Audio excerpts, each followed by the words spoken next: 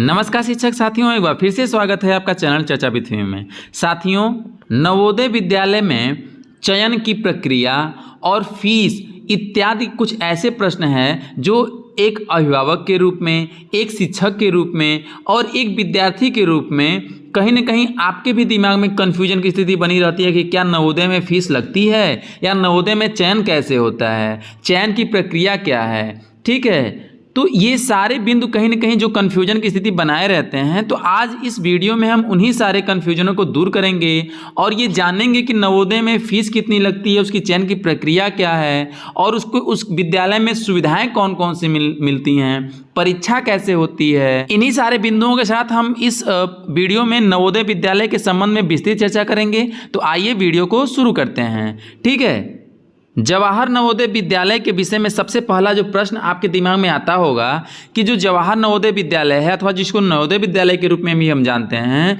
उसमें किन किन कक्षाओं में प्रवेश होता है। तो उसमें कक्षा 6, 9 और कक्षा 11 में प्रवेश होता है। कक्षा 6 में प्रवेश आपका जो है प्रवेश परीक्षा के आधार पर होता है और कक्षा 9 में जो प्रवेश होता है वो भी प्रवेश परीक्षा के आधार पे होता है। ठीक है, लेकिन जो कक्षा 6 से जो अनवरत पढ़ते आ रहे हैं बच्चे हैं और वो 8 में यदि छोड़ दे रहे हैं किन्हीं कारणों से, तो उसके द्वारा खाली हुई सीटों पे ही परीक्षा होती है। ठीक है, ये बात आप ध्यान देंगे।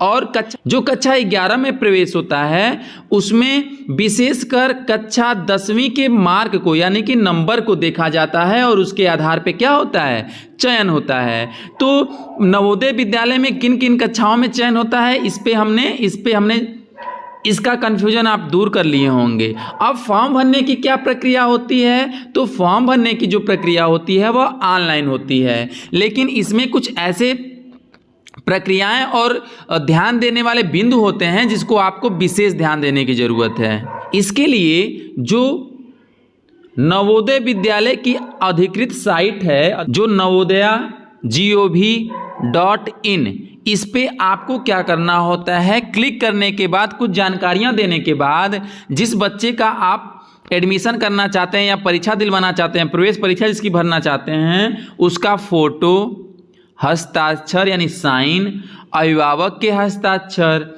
ये सारे जो विवरण भरने के बाद एक आपको विद्यालय से या वहाँ पे भी ऑनलाइन फॉर्म आपको मिलता है। उस फॉर्म को आपको लेके और ये सब भरना पड़ता है, उस पर फोटो चिपकाना पड़ता है। साथ ही जिस विद्यालय में बच्चा कक्षा 5 में पढ़ रहा होता है या कक्षा 8 में पढ़ रहा होता है, उसके प्रिंसिपल की साइन और मुहर उस फॉर्म में अधिकृत संस्थान का या संस्थान के जो प्रिंसिपल हैं उनकी साइन और मुहर करा के और इस साइट पे navodaya.gov.in पे अपलोड करनी होती है। ठीक है, और ये आपकी प्रक्रिया होती है फॉर्म भरने की। ठीक है, आगे बहुत महत्वपूर्ण बिंदु है कि इसमें अर्हता कौन कौन सी है, यानी योग्यता कौन कौन सी है। कौन से बच्चे नवोदय का फॉर्म भरने के लिए या नवोदय की परीक्षा देने के लिए या नवोदय में परीक्षा पास करने के उपरांत नामांकन हेतु वैध रहेंगे। ठीक है, तो सबसे पहला जो बिंदु है वह है कक्षा 3 से 5 तक किसी सरकारी या मान्यता प्राप्त विद्यालय में अध्ययनरत रहा हो। जिस बच्चे का आप फॉर्म भर रहे हैं वह बच्चा किसी सरकारी अथवा मान्यता प्राप्त विद्यालय में 3 से लेकर 5 तक यानी एक ही विद्यालय में कर रहा हो, अध्ययनरत रहा हो। ठीक है, ये पहला बिंदु है। दूसरा बिंदु इसका है कि उस बच्चे की जो आयु है वह 8 से 12 वर्ष की होनी चाहिए।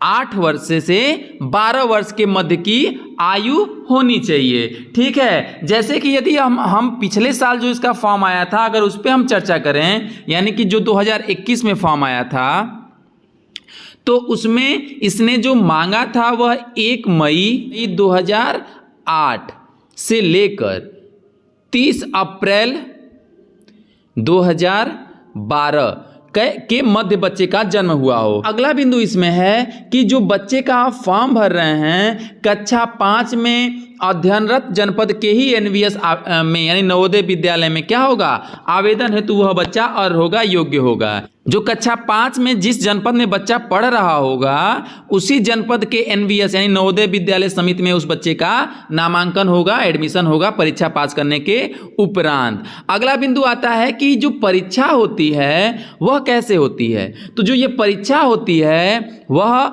OMR बेस्ड होती है, बहुविकल्पी, यानी कि अगर एक प्रश्न दे देगा उसके 4 विकल्प दिए रहते हैं, ठीक है। उसमें से एक विकल्प सही रहता है और उसको OMR शीट पे आपको क्या करना होता है, गोला करना होता है। तो इस परीक्षा में यदि आप बच्चे को तैयारी करा रहे हैं तो उस बच्चे का OMR पे प्रैक्टिस आप अच्छी तरह से करा लें। इसके साथ ही कुछ अन्य अगर हम परीक्षा के विषय में ही बात करें तो इसमें अगर परीक्षा के प्रश्न पत्र के भाषा के विषय में बात करेंगे तो पूरे भारत में 20 भाषाओं में यह प्रश्न पत्र आता है। 20 भाषाओं में से किसी एक भाषा में आप परीक्षा देने का माध्यम चुन सकते हैं, ठीक है। साथ ही इसमें कुल प्रश्न 80 आते हैं, ठीक है। 80 प्रश्न में 40 प्रश्न जो होते हैं वह मानसिक योग्यता पे होते हैं, ठीक है। 40 प्रश्न मानसिक योग्यता पे, 20 प्रश्न आपके गणित से होते हैं और 20 प्रश्न आपके किससे होते हैं, भाषा से होते हैं, ठीक है। भाषा आप अंग्रेजी, हिंदी या संस्कृत या कोई अन्य भाषा भी आप ले सकते हैं, ठीक है। यानी 80 क्वेश्चन में 40 क्वेश्चन आपके मानसिक योग्यता, मेंटल एबिलिटी, 20 क्वेश्चन गणित, 20 क्वेश्चन भाषा से आते हैं, ठीक है। अगला है आरक्षण। जो ये परीक्षा होती है और इसका जब एडमिशन होता है तो उसमें क्या किसी कैटेगरी के हिसाब से आरक्षण की भी सुविधा है। तो उसमें जो 75% सीटें होती हैं कुल सीटों का, वह 75% सीटें ग्रामीण विद्यार्थियों के लिए आरक्षित होती हैं कि उसमें 75% सीटें ग्रामीण विद्यार्थियों के लिए भरी जाएंगी, ठीक है। अब इस ग्रामीण के लिए भी एक बिंदु इंपॉर्टेंट आप ध्यान दीजिए कि जिस परिक्षेत्र में बच्चा पढ़ता है अगर वह विद्यालय ग्रामीण क्षेत्र का विद्यालय है तो ही उसको ग्रामीण की संज्ञा दी जाएगी, ठीक है। इस चीज को आप ध्यान देंगे, ठीक है।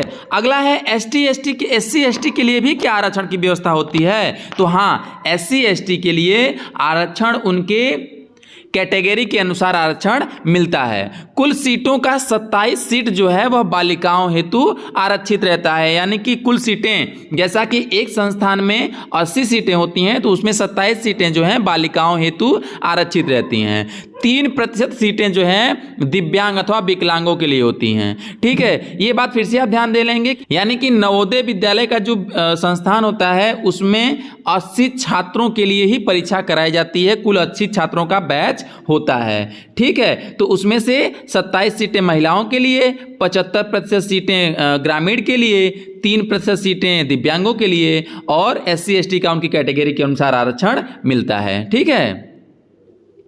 अब बड़ा इंपॉर्टेंट क्वेश्चन है, ये कहीं ना कहीं सबके दिमाग में आता रहता है कि क्या नवोदय विद्यालय की जो फीस है वो लगती ही नहीं है। तो नहीं, ऐसा नहीं है, फीस लगती है। कितनी लगती है, कैसे लगती है और किनकी लगती है, ये इंपॉर्टेंट है। देखिए 6 से 8 तक तो पूर्णतः निःशुल्क है।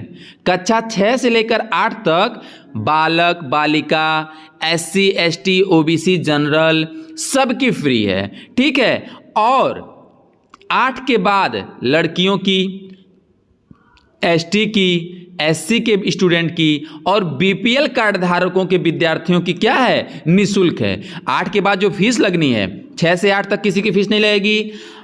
8 के बाद यानी 9, 10, 11, 12 इसमें जो है अगर लड़की है तो उसकी कोई फीस नहीं, ST है तो नहीं फीस लगेगी, SC है तो कोई फीस नहीं, BPL कार्ड धारक है और किसी कैटेगरी का है तो उसकी भी कोई फीस नहीं लगेगी। ये बात आप ध्यान देंगे, ठीक है। इसके बाद अन्य के लिए जिनकी फीस लगती है उनके लिए, अन्य के लिए 600 रुपया प्रतिमाह फीस लगता है। लेकिन ये 600 रुपया प्रतिमाह सामान्य के लिए है। सामान्य मतलब जो इन कैटेगरियों में नहीं आते हैं उनके लिए, ठीक है। सामान्य बच्चे जो हैं, सामान्य बच्चे मतलब कैटेगरी सामान्य नहीं, जो इन कैटेगरियों में नहीं आते हैं उनकी बात करी जा रही है। सामान्य का मतलब उससे है। तो 600 रुपया प्रतिमाह जो है, जो BPL ST SC और लड़की भी नहीं है उनका लगेगा। लेकिन यदि उनके अभिभावक सरकारी नौकरी करते हैं, यानी सरकारी नौकरी के जो कर्मचारी हैं उनके बच्चों का 1500 रुपया फीस लगेगा, ठीक है। सरकारी कर्मचारियों को फीस 1500 रुपये लगती है, ठीक है। और अन्य के लिए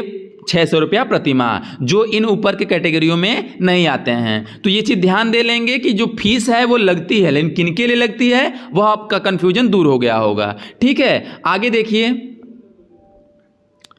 आगे कुछ विशेष बिंदु हैं जो नवोदय विद्यालय के लिए इम्पोर्टेंट हैं कि इसमें आपका जो हॉस्टल है वो फ्री रहता है, खाना है वह भी फ्री है, यूनिफॉर्म इत्यादि भी फ्री मिलते हैं। यूनिफॉर्म मतलब आपके ड्रेस और जूते मोजे इत्यादि फ्री मिलते हैं।